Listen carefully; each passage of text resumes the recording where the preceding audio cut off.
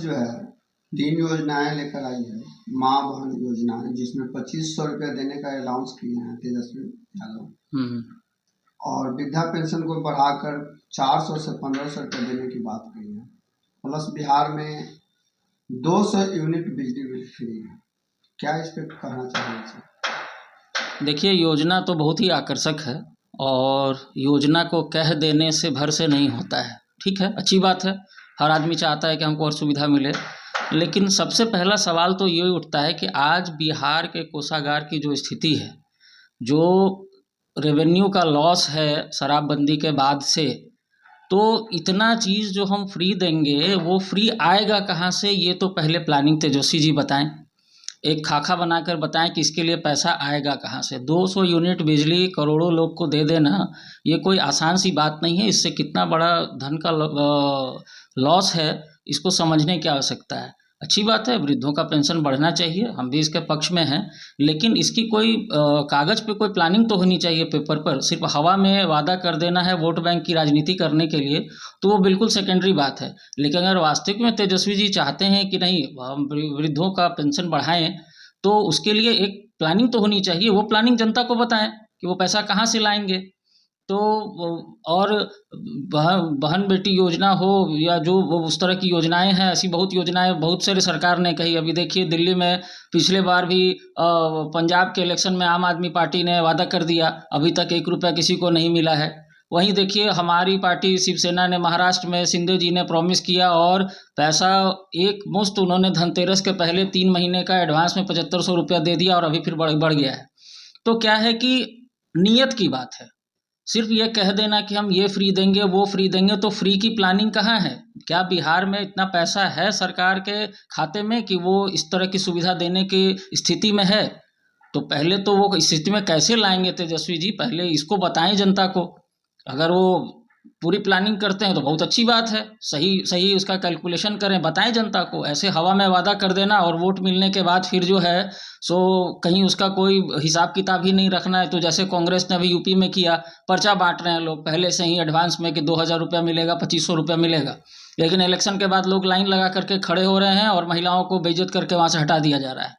तो ये सही नहीं है। इस तरह से चुनाव के पहले ये पैसा बांटने का जो एक प्रवृत्ति शुरू हुई है, ये बहुत अच्छी बात नहीं है। और हाँ, बांटना है तो उसकी प्लानिंग जनता को बताइए। आप बताइए, हम भी साथ देंगे आपका। अगर आपकी प्लानिंग सही है, आप कागज़ पे बात कर रहे हैं कि हाँ यहाँ से हम पैसा लेके आएंगे बिहार में, तो सभी लोग साथ देंगे। सर, दिल्ली में केजरीवाल पिछले बार महिलाओं के लिए बस फ्री कर दी, क्या बिहार में भी तेजस्वी यादव आएंगे तो भी महिलाओं के लिए बस फ्री करेंगे क्या? देखिए, पहले तो बिहार में बस की सुविधा कितनी है ये देखने की ज़रूरत है। ट्रांसपोर्टेशन का कितना सुविधा है, पब्लिक ट्रांसपोर्ट का, पहले तो ये देखने की ज़रूरत है। और तेजस्वी जी क्या बात करते हैं, एक समय था कि पब्लिक ट्रांसपोर्ट को तो छोड़िए, लोग अपने भी ट्रांसपोर्टेशन से शाम में 7 बजे के बाद घर से निकलने के लिए उनको सोचना पड़ता था। मतलब अगर लड़कियों की तो बात छोड़िए, कोई लड़का भी घर का है, जवान लड़का है, वो भी 7 बजे के बाद बाहर होता था तो घर वाले डर जाते थे कि पता नहीं सही सलामत घर पहुँचेगा या नहीं पहुँचेगा।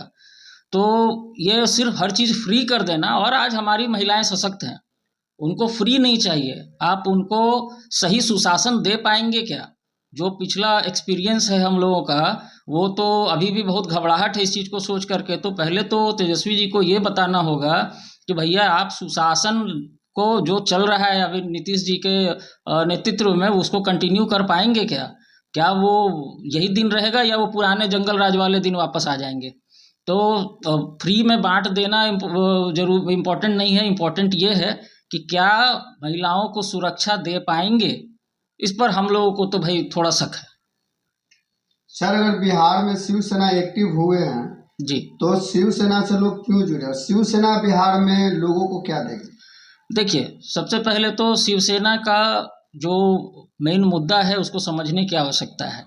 लोग समझते हैं कि शिवसेना सिर्फ और सिर्फ हिंदुत्व के लिए खड़ी है। बिल्कुल हम हिंदुत्व के लिए खड़े हैं। लोगों को एक हिंदुओं को सनातनियों को एकजुट तो होना ही पड़ेगा, लेकिन इसका मतलब ये नहीं है कि हम बाकी किसी भी धर्म का अनादर कर रहे हैं, या हम यही चाहते हैं कि सभी लोग शांति से रहें। ऐसा नहीं हो कि आज तक जो तुष्टीकरण की राजनीति हिंदुस्तान में की गई है कांग्रेस के द्वारा या अन्य विपक्षी दलों के द्वारा, उस तुष्टीकरण को खत्म करने की आवश्यकता है। और हम उसके पक्षधर में। दूसरी बात, शिवसेना बिहार में आकर के अभी जो हम लोग धीरे धीरे हमारा संगठन काफ़ी मजबूत हुआ है, और अब तो आप देख रहे हैं कि हमारी पार्टी को हर जगह से सिंबल हमारा वापस मिल गया। ये जनता ने भी मुहर लगा दिया कि एकनाथ शिंदे जी और हमारी शिवसेना जो है वही असली शिवसेना है। बाला साहब ठाकरे का असली जो वारिस है वो शिंदे जी ही हुए। तो यहाँ पर आने के बाद हमारा सबसे पहला चीज़ है कि सुशासन जो चल रहा है वो और स्थापित हो और मजबूत हो, लॉ एंड ऑर्डर की समस्या बिल्कुल खत्म हो, उद्योग धंधे लगें, रोजगार मिले लोगों को। रोजगार जरूरी नहीं कि सरकारी रोजगार ही हो, हमारा ये भी मुद्दा, आप महाराष्ट्र में ही जाइए, आप देखिए कि वहाँ व्यापार कितना बड़ा है, लंबा चौड़ा व्यापार है, लोग व्यापारी वर्ग ज़्यादा है। तो हम लोग भी चाहते हैं कि उद्योग धंधे लगें, व्यापार बढ़े, कि लोग कमा खा सकें, सरकारी नौकरी पे ही डिपेंडेंसी न रहे। सर, अगर एनडीए शिवसेना को अगर सीट नहीं देती है तो क्या शिवसेना बिहार में अकेले चुनाव लड़ेगी? देखिए, इसका जवाब देना अभी थोड़ा सा जल्दी हो जाएगा, इस पर बात करना।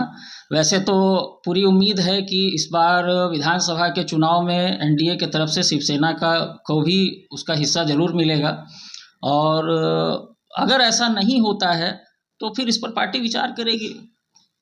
लेकिन शिवसेना बिहार में चुनाव लड़ेगी?